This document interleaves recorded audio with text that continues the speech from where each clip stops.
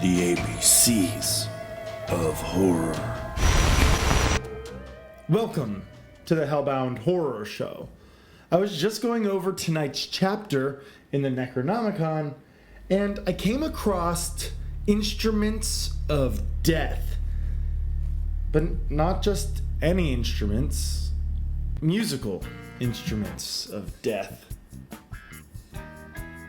Talk about an axe that really shreds. I just don't know where to put the knife.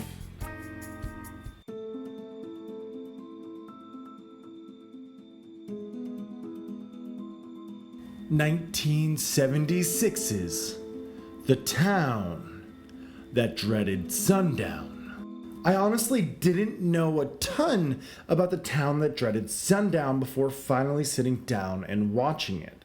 I had seen the remake, and I thought that was actually pretty forgettable. I was kind of excited to sit down and see what the fuss was about.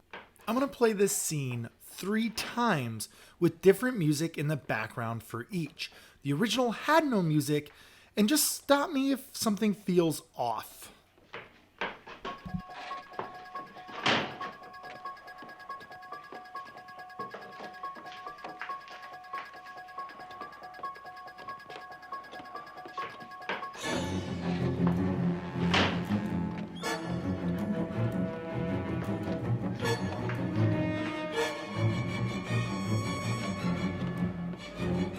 Let's be honest here. This is a cash grab in the slasher film genre. It's totally inspired by the likes of Halloween, Friday the 13th, My Bloody Valentine, and a ton more. The nerve of these people. Just do something original instead of plagiarizing the great classics. Oh, The Town That Dreaded Sundown came out before all these films?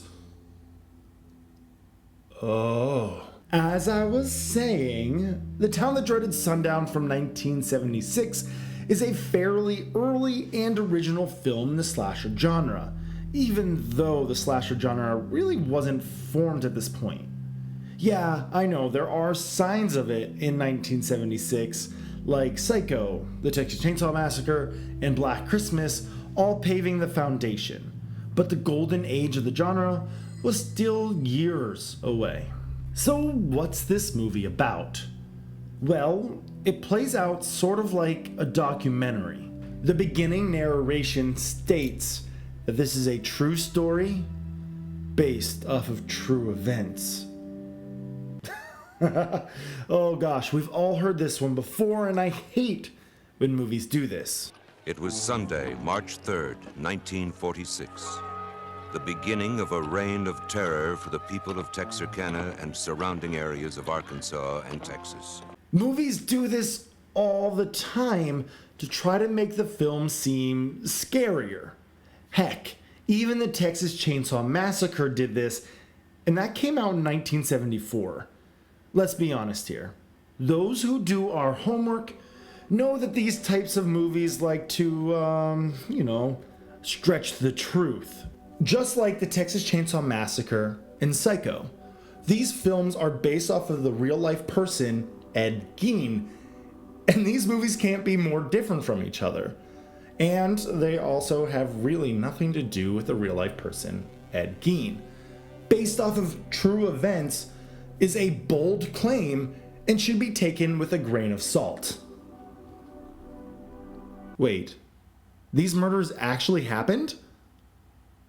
This is a fairly faithful reconstruction of the Texarkana Moonlight Murders? Oh.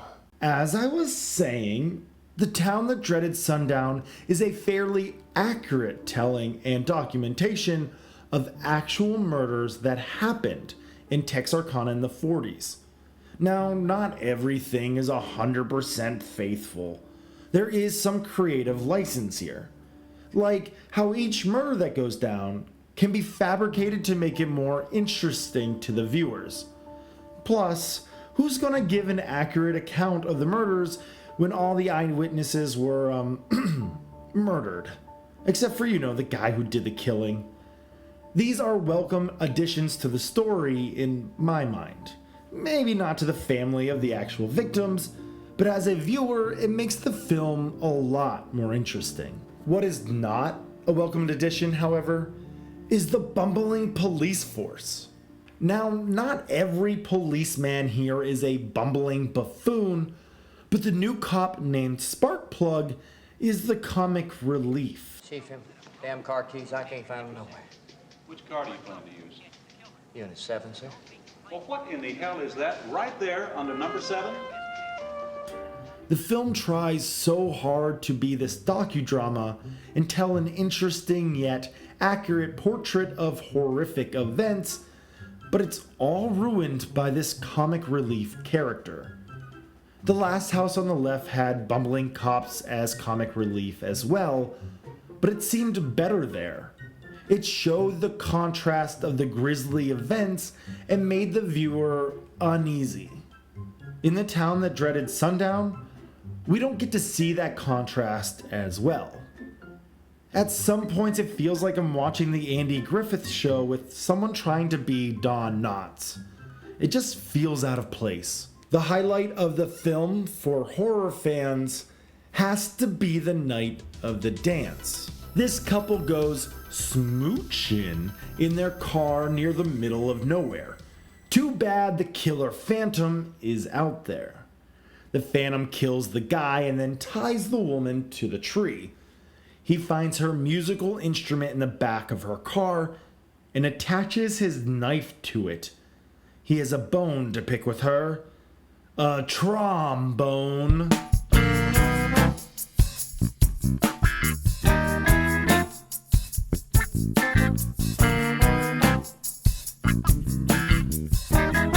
Hey, he's pretty good on that.